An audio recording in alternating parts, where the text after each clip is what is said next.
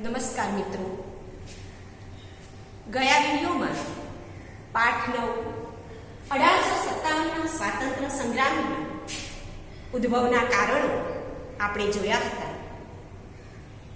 આજે આપણે એ સંગ્રામ, ગઈ વખતે આપણે નકશો પણ જોયો હતો કે કયા કયા કેન્દ્રો હતા. એ કેન્દ્રો ઉપર કોણે કોણે કયા કયા રાજાઓએ સંગ્રામનું નેતૃત્વ સંભાળ્યું એ જોવાના છીએ. આગળનો મુદ્દો છે મિત્રો સંગ્રામનો ત્યાગ અને આગેવાની. સૌથી પહેલા દિલ્હીમાં બહાદુર શાહ જફરે આગેવાની સંભાળી હતી. મેરઠના કેટલાક સિપાહીઓ 11મી મેની સવારે દિલ્હી પહોંચી ગયા અને ત્યાં અંગ્રેજો ઉપર ઘેરો નાખ્યો. ત્યારબાદ 80 વર્ષના આ બહાદુર શાહ જફર તેમને સમજાવી અને દિલ્હીનું નેતૃત્વ સોંપી દીધું. ત્યારબાદ કાનપુરની અંદર નાના સાહેબ 4 જૂને સંગ્રામના સૈનિકો આ શહેરમાં પણ પહોંચ્યા અને 22 દિવસ સુધી આ શહેર પર ઘેરો નાખ્યો. છેલ્લે અંગ્રેજો પાસે અનાજ પાણીનો પુરવઠો ખૂટી જતા તેમણે સંગ્રામના સૈનિકો સાથે અને નાના સાહેબ પાસે શરણાગતિ સ્વીકારવી પડી. આમ દિલ્હી પછી કાનપુર આપણા કબજામાં આવ્યું. ત્યારબાદ બિહાર. આ બિહારના કુંવરસિંહ હતા. બિહારમાં પટણા અને જગદીશપુર આ મુખ્ય કેન્દ્રો હતા. કુંવરસિંહ 70 વર્ષના હોવા છતાં પણ તેઓ એક નવયુવાનની જેમ અંગ્રેજો સામે લડ્યા હતા પોતાના જગદીશપુરને બચાવવા. એકવાર યુદ્ધ દરમિયાન તેમના કાંડાની અંદર ગોળી વાગી ગઈ. આ ગોળીનું ઝેર પોતાના શરીરમાં ન વ્યાપી જાય એના માટે તેમણે કાંડામાંથી જ પોતાનો હાથ કાપી, પોતાની જ તલવારથી પોતાનો હાથ કાપી અને ગંગા નદીમાં પધરાવી દીધો. આવા બહાદુર હતા આ કુંવરસિંહ. મૃત્યુ પહેલા તો એમણે પોતાના જગદીશપુરને અંગ્રેજોના હાથમાંથી બચાવી લીધું. ત્યારબાદ ઝાંસીના રાણી કોણ? આપણને બધાને ખબર છે કે વીરાંગના લક્ષ્મીબાઈ. આ લક્ષ્મીબાઈ પણ 1857ના વિપ્લવમાં જોડાયા હતા. કેમ? તો એમને પોતાનો પુત્ર ન હતો એટલે એમણે એક દત્તક પુત્ર લીધો હતો. હવે આ દત્તક પુત્ર એ અંગ્રેજોએ ન સ્વીકાર્યું માટે ઝાંસી પોતાના કબજામાં લેવા એવો તૈયાર થયા. લક્ષ્મીબાઈ તે આપવા તૈયાર ન હતા માટે તેમણે અંગ્રેજોની સામે લડવા માટે એક સ્ત્રી સૈન્ય તૈયાર કર્યું અને ખૂબ બહાદુરીપૂર્વક તેઓ અંગ્રેજો સામે લડ્યા અને પોતાનું ઝાંસી બચાવી લીધું.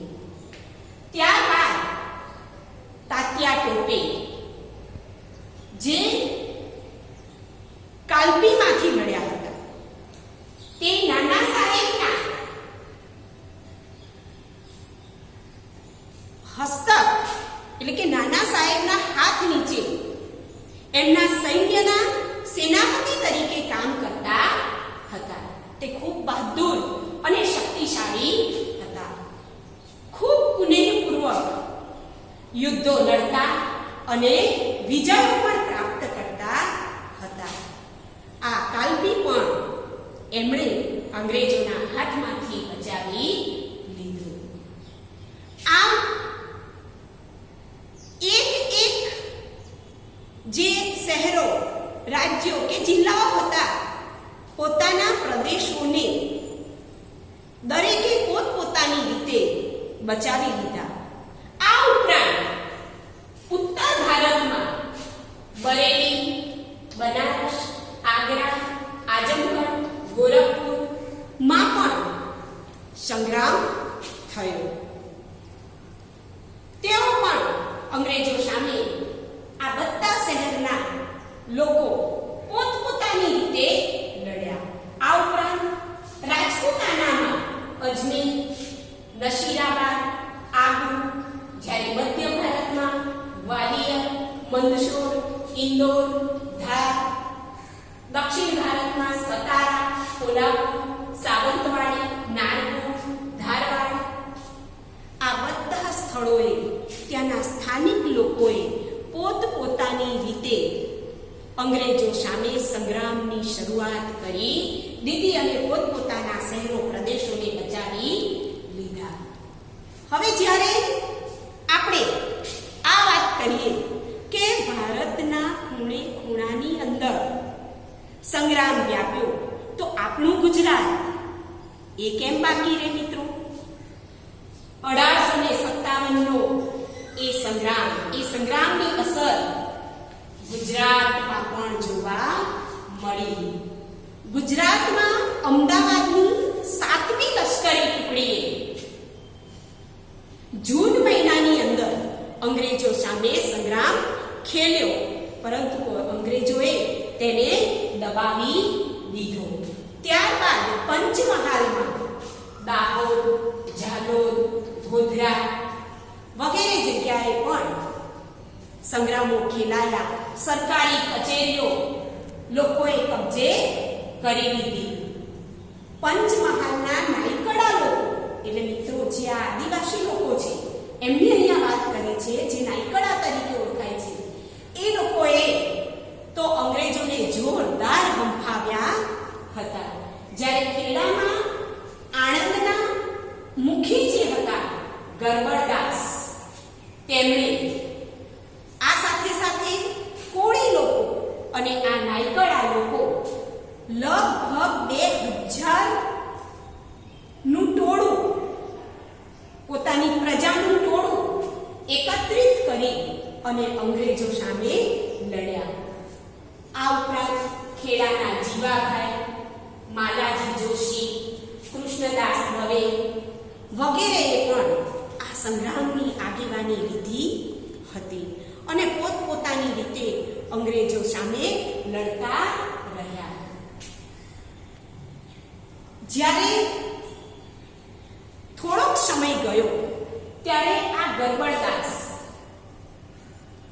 અને એમના સાથીદારો અંગ્રેજોના હાથે પકડાઈ ગયા.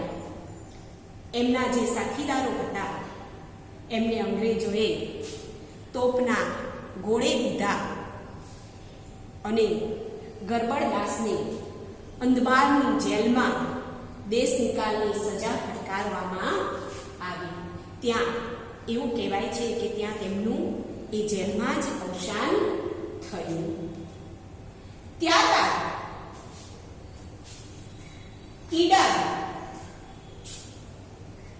ઈડરથી 16 માઇલ દૂર આ ચાંડક નામનું ગામ છે. તેમાં નાથાજી અને યામાજી આ બંને ભાઈઓ એ આગેવાની, સંગ્રામની આગેવાની લીધી. એમની સાથે ઘણા લોકો જોડાયા હતા. ત્યારબાદ ઓખા મંડળ અને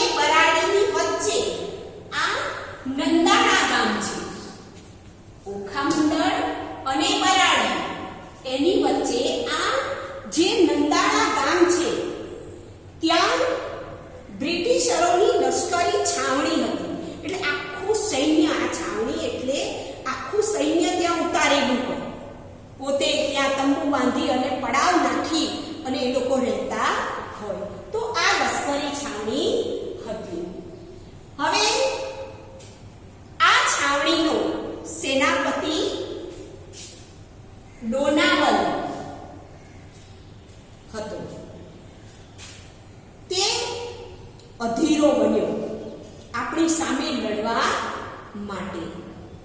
અને 4મી તારીખે સવારે વહેલા એણે દ્વારકાના કિલ્લા ઉપર તોપમારો ચાલુ કર્યો. હવે તોપોમાંથી જે ગોળાઓ છૂટતા, સળગતા ગોળાઓ મિત્રો, એ ગોળાઓ આ કિલ્લા, દ્વારકાના કિલ્લા ઉપર જતા. મહત્વની બાબત એ છે કે ત્યાં વાઘેર જાતિ રહે છે. આ વાઘેર જાતિની સ્ત્રીઓએ ખૂબ સરસ કામ કર્યું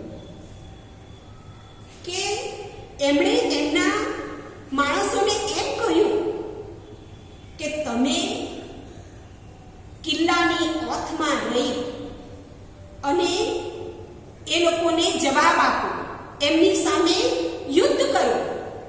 જ્યારે આ તોપ ગોળાનો જવાબ અમે આપીશું.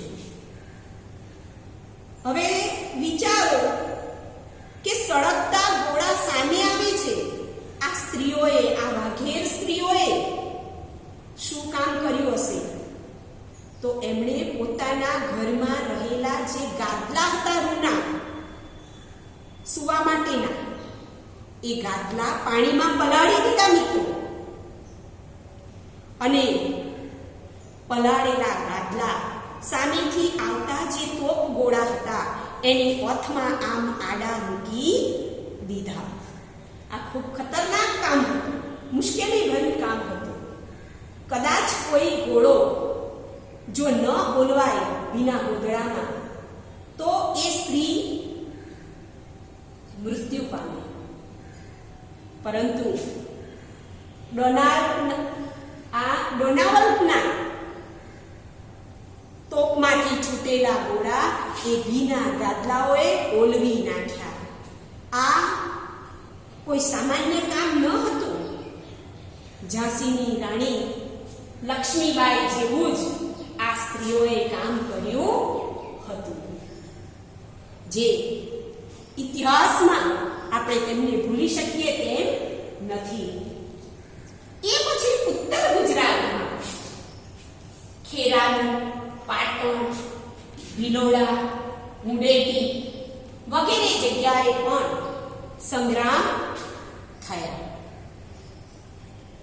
એવું કહેવાય છે કે ત્યારબાદ આ જે સંગ્રામો થયા ત્યારે તાત્યા ટોપે ગુજરાતની અંદર 15 દિવસ માટે રોકાયા હતા. પરંતુ એ એમની માહિતી અંગ્રેજોને મળી. અંગ્રેજોએ ત્યાં જવાનું શરૂ કર્યું એ પહેલા જ તાત્યા ટોપે પંચમહાલમાંથી વાંસવાડાના જંગલો તરફ ત્યાંથી ભાગી ગયા, પણ અંગ્રેજોના હાથમાં આવ્યા નહીં. ત્યારબાદ આવા સંગ્રામો છૂટા છવાયા દરેક જગ્યાએ, ભારતના દરેક જગ્યાએ થતા રહ્યા. હવે આ જે સંગ્રામ ખેલાયો એ સંગ્રામનો અંત કેવી રીતે આવ્યો? તો આપણો આગળનો મુદ્દો છે સંગ્રામનો અંત. અંગ્રેજોની ઇંગ્લેન્ડ અને ઈરાનમાંથી સૈનિકો પણ મળતા હતા અને શસ્ત્રો પણ મળતા હતા. એ આપણી પાસે એનો અભાવ હતો. એટલે આપણે ત્યાં પછડાયા. એ લોકોના સૈન્યની સામે આપણું સૈન્ય ખૂબ ઓછું પડતું હતું. આપણી પાસે એવા આધુનિક ટેકનોલોજીના સાધનો પણ ન હતા. બીજી એક વાત કે આ સંગ્રામની શરૂઆત 10 મિનિટ કરવાની 10 મેથી થઈ હતી, જે ત્યારબાદ બનારસ, અલ્હાબાદ, કાનપુર આ બધા જે પ્રદેશો હતા એ પ્રદેશોમાં મે, જૂન, જુલાઈ અને એપ્રિલ સુધી તો આપણા જે બાહોશ નેતાઓએ પોતાના રાજ્યોને બચાવ્યા હતા એ રાજ્યો વારાફરતી એપ્રિલ સુધી તો આ અંગ્રેજોએ પોતાના સૈન્ય મારફતે ધીરે ધીરે ધીરે જીતી લીધા. આમ 10 મેમાં એમની જીતવાની શરૂઆત એપ્રિલ સુધીમાં તો મોટા ભાગના પ્રદેશો તેમણે પોતાના હસ્તક પાછા મેળવી લીધા. બહાદુર શાહ જફર અને તેમના બેગમ જિન્નત મહાલ આ બંનેને કેદ પકડ્યા અને રંગૂનની જેલમાં પૂરી દેવામાં આવ્યા, જ્યાં તેમનું અવસાન થયું. ત્યારબાદ તેમના જે દીકરાઓ હતા, સહજાદાઓ હતા, એમને પણ તોપના ગોળે ઉડાડી દેવામાં આવ્યા. ત્યારબાદ 18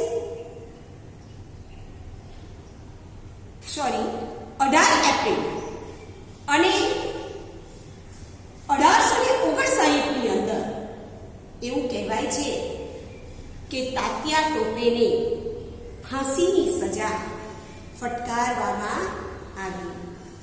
પણ કેટલાક સૂત્રોધારોને આધારે એવી પણ માહિતી મળે છે કે આ ફાંસી એમના જેવા મળતા ચહેરાવાળાને અપાઈ હતી.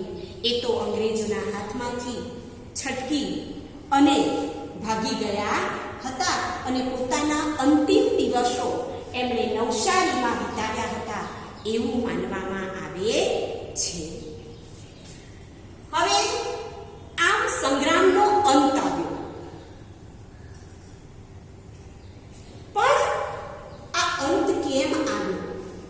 આ સંગ્રામ આપણા બહાદુર સૈનિકોએ આટલી વીરતાપૂર્વક લડાઈ કરી, તો આ સંગ્રામનો અંત કેમ આવ્યો? સંગ્રામ નિષ્ફળ કેમ ગયો?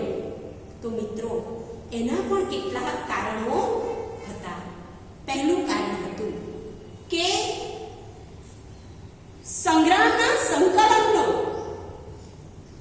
અભાવ હતો. કેન્દ્રીય નેતાગીરીને લીધે કેન્દ્રીય નેતાગીરીના બદલે આપણા લોકો સ્થાનિક નેતાગીરીથી લડ્યા અને સ્વાભાવિક છે કે સ્થાનિક એટલે માત્ર પોતાના એરિયા પૂરતા. અમદાવાદ તો માત્ર અમદાવાદ, રાજકોટ તો માત્ર રાજકોટ. આમ સ્થાનિક નેતાગીરીથી લડ્યા હતા, જેથી અંગ્રેજો સામે આપણી જે તાકાત હતી, આપણું જે સૈન્ય હતું એ ખૂબ ઓછું પડ્યું, શસ્ત્રો પણ ઓછા પડ્યા. આ એક મહત્વનું કારણ હતું. બીજું નિષ્ફળ જવાનું બીજું કારણ, નિશ્ચિત તારીખ નક્કી કરવામાં આવી હતી, પરંતુ એ પહેલા જ આ સંગ્રામ ચાલુ થઈ ગયો. આપણે ગયા વિડીયોમાં જોયું હતું મિત્રો, મંગલ પાંડે 19મી પલટનમાં હતો અને એકદમ ઉકળી પડ્યો અને એ પ્રથમ શહીદ બન્યો હતો. તો આ સંગ્રામ નિશ્ચિત તારીખ કરતા પહેલા એની શરૂઆત થઈ, માટે અંગ્રેજોને આપણી આખા આયોજનની માહિતી ખબર પડી ગઈ.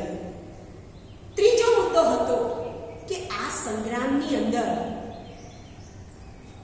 સમાજના જે સુધારક વર્ગ હતો, જે શિક્ષિત વર્ગ હતો, એ લોકોએ આ સંગ્રામમાં ટેકો આપ્યો ન હતો. બીજું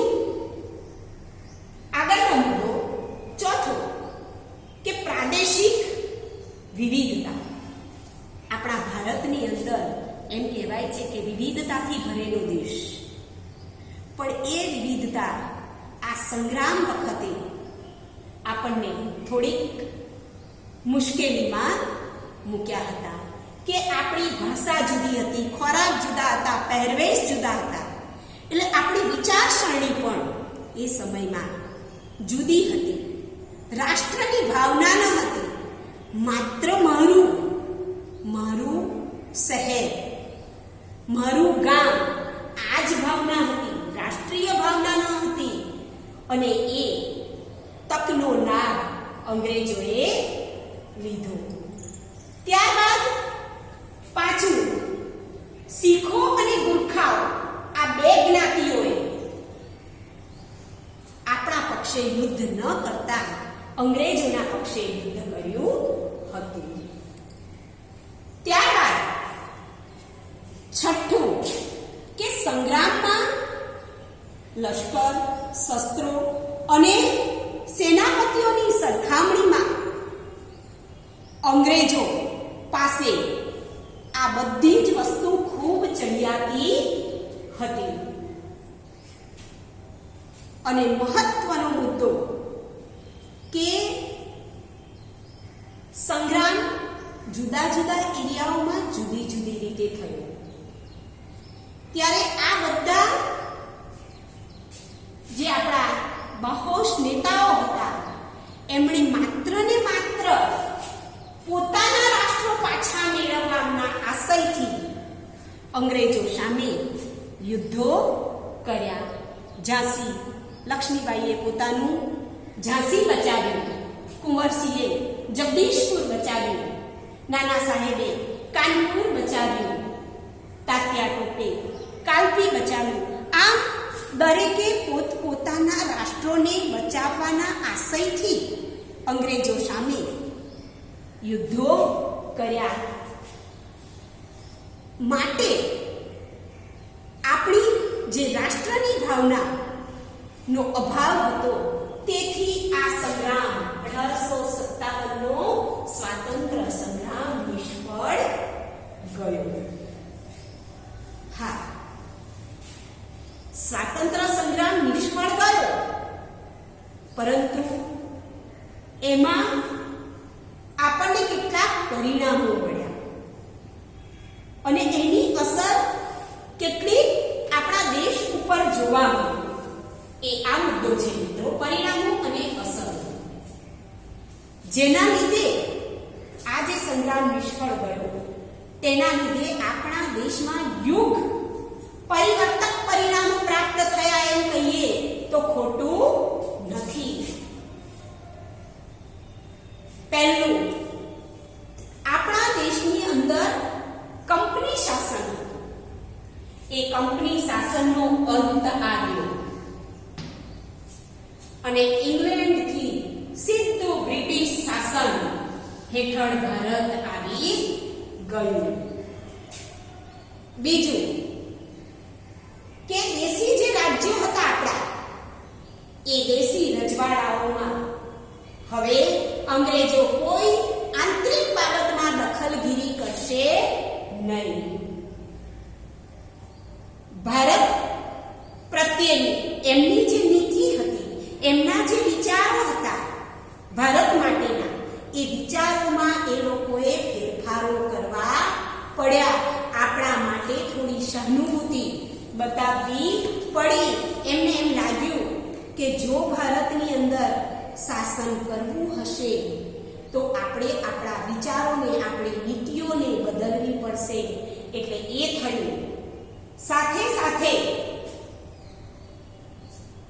હિન્દી જે સૈનિકોનું પગાર ધોરણ હતું, આપણે જોયું હતું કે 6/1 ₹7 પગાર આગલા વિડીયોમાં, એ પગાર ધોરણ, તેમને મળતા ભથ્થાઓ, તેમને મળતી સગવડો વગેરેમાં વધારો કરવામાં આવ્યો.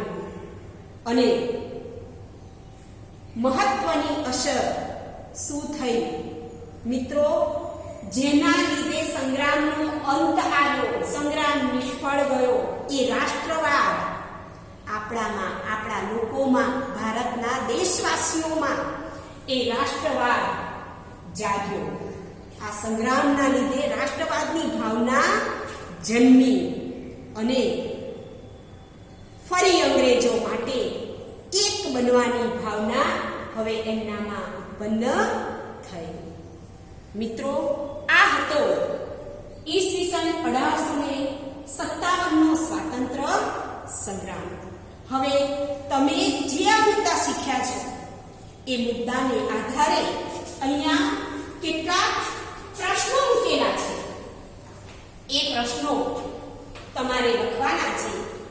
દિલ્હી, કાનપુર, બિહાર, ઝાંસી અને કાલકીની આગેવાની કોણે લીધી હતી? બીજો છે ગુજરાતમાં સંગ્રામની અસર ક્યાં ક્યાં થઈ? ત્રીજો પ્રશ્ન છે કુંવરસિંહનું મૃત્યુ કેવી રીતે થયું? જ્યારે ચોથો પ્રશ્ન છે કે આ સંગ્રામ નિષ્ફળ જવાનું મુખ્ય કારણ શું હતું? સાથે સાથે મિત્રો, આ પાઠનું આપણે તમારે આ વધારાના પ્રશ્નો તો કરવાના જ છે, પણ આ જે સ્વાધ્યાય આપેલું છે એ સ્વાધ્યાય પણ તમારે આમાં કરવાનું છે. સાથે આ પાઠની પ્રવૃત્તિ તો કરવી જ રહી મિત્રો. તો પ્રવૃત્તિમાં 1857ના વિપ્લવના કેન્દ્રનો જે રાજકીય નકશો ગયા વિડીયોમાં મેં તમને બતાવ્યો હતો, એના જે કેન્દ્રો છે એ કેન્દ્રો તમારે નકશો દોરવાનો પ્રયત્ન કરવાનો છે. ભલે જેવું આવડે પણ તૈયાર નકશો ન લાવતા જો દોરવાનો પ્રયત્ન કરશો તો મિત્રો મને ખૂબ આનંદ થશે. અને એ દોર્યા પછી, રાજકીય નકશો દોર્યા પછી આ 1857ના વિપ્લવના કેન્દ્રો તમારે એમાં પ્રવૃત્તિમાં દર્શાવવાના છે. અહીંયા આપણો પાઠ પૂરો થાય છે મિત્રો. આપ સૌનો ખૂબ ખૂબ આભાર. અસ્તુ.